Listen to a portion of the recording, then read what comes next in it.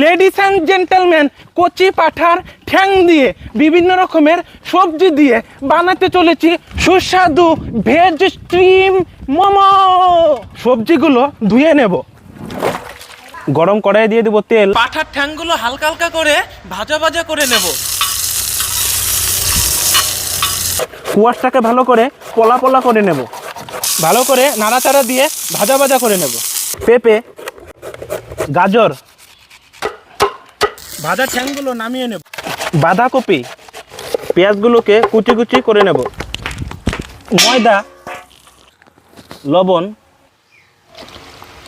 ময়দাটাকে ভালো করে টিপতে টিপতে নরম করে নেব। বাঁধাকপি, পেঁপে, কোয়াশ, গাজর, পেঁয়াজ কুচি, লবণ, ভালো করে লবণের সাথে সমস্ত কিছু মাখিয়ে নেব। ভালো করে রোল রোল করে নেব, ভালো করে পিস পিস করে নেব, ভালো করে গোল গোল করে নেব। লবণ মাখিয়ে রাখা সবজি থেকে জলটা ঝরিয়ে নেব। ভালো করে সবজিগুলোকে ঝুরঝুরে করে নেব।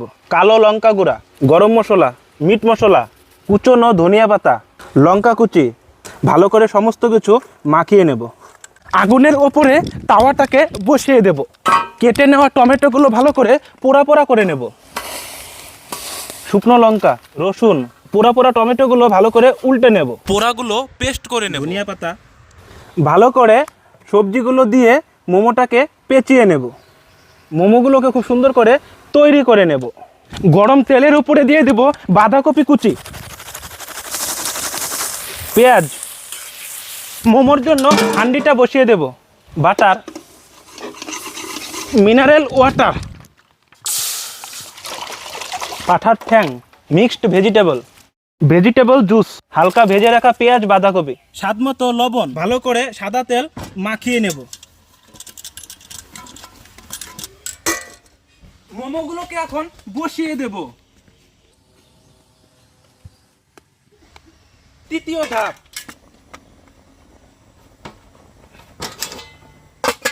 মোমোর পাত্রগুলোকে 20 মিনিটের জন্য স্টিম করে নেব। চাটনিটা ভালো করে ঢেলে নেব। লবণ, মিক্সড আচার, টমেটো সস। 20 মিনিট পর মোমোর ঢাকনাটা তুলে নেব। আহা, উফ, কি গরম গরম। আহা, স্টিম মোমো। আহা, গাঢ় গাঢ় একটা স্যুপ তৈরি হয়েছে।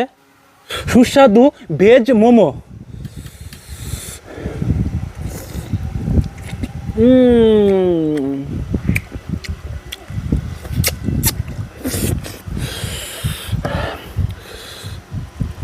আহা,